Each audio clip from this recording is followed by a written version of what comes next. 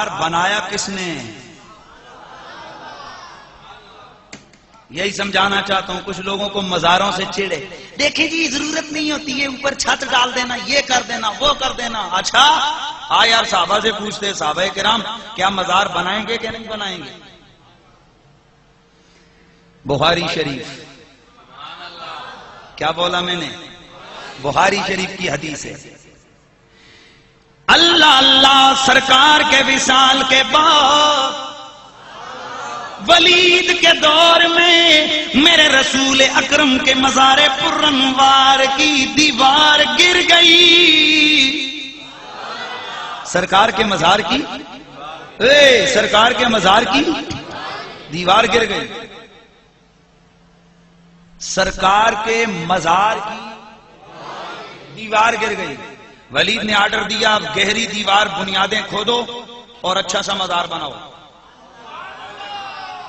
تابعین کا دور ہے. اللہ اللہ ولید کے کہنے پر اس جگہ سے کھدائی شروع کر دی گئی. اچانک کھدائی کرتے کرتے ایک پاؤں باہر نظر آنے لگ گیا. ایک انسانی پاؤں باہر نکلا قبر سے باہر. تو ہر طرف یہ شور مچ گیا کہ رسول اللہ کا قدم ہے، رسول اللہ کا قدم ہے، رسول اللہ کا قدم ہے. حضرت عروہ بن زبیر آپ آئے. آپ نے جب دیکھا، لوکیشن دیکھی، سارے معاملات دیکھے. اپنے ابا سے سب کچھ تو پوچھا ہوا تھا، سیدہ عائشہ سے تو سب کچھ پوچھا ہوا تھا. آپ نے دیکھ کے فرمایا یہ رسول اللہ کا قدم نہیں ہے، بل ھذا قدم ھذہ قدم عمر بن الخطاب. اور یہ رسول اللہ کا پیر نہیں ہے، یہ عمر فاروق کا پیر ہے. کتنے عرصے بعد نکلا؟ 100 سال کے بعد نکلا. 100 سال کے بعد نکلا. ابھی سمجھ نہیں آئی تجھے؟ کتنے عرصے کے بعد نکلا؟ 100 سال کے بعد. بالکل. صحابہ کہتے ہیں جب ہمارا ہاتھ لگا جیسے زندوں کا پاؤں ہوتا ہے، جیسے زندوں کا پاؤں ہوتا ہے.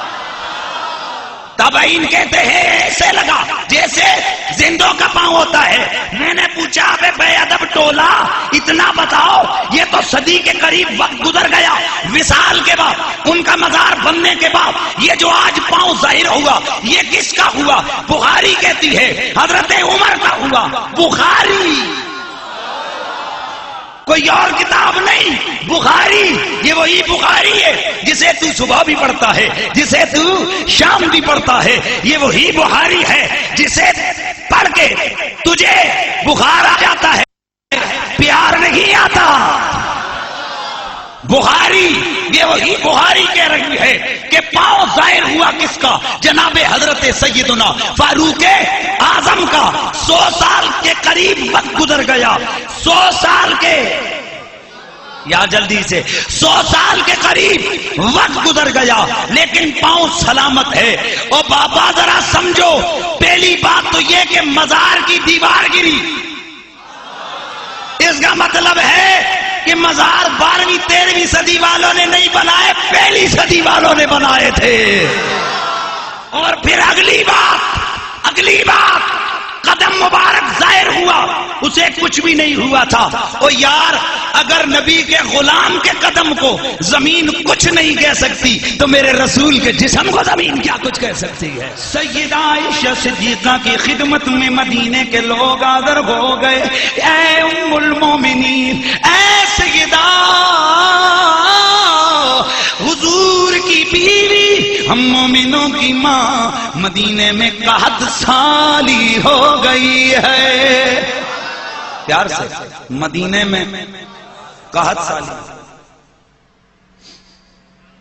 کیا کروں میں؟ ام المومنین کچھ کیجئے.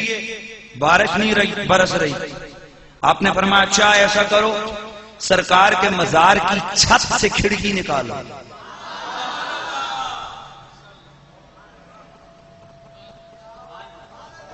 سرکار کے مزار کی چھت سے کھڑکی نکالو، چھت سے کھڑکی نکالو. انہوں نے ام المومنین کا کہا مانا، کھڑکی نکالی.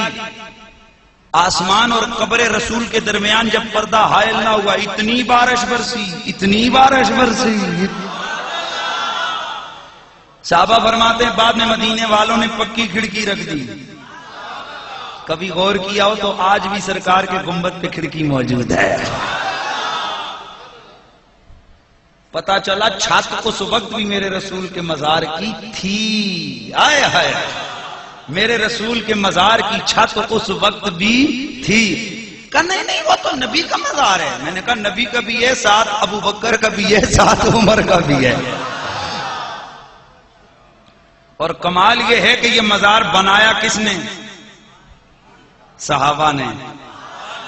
تو اگر مزارات بنانا شرک ہوتا تو کیا رسول اعظم کے غلام شرک کرتے رہے؟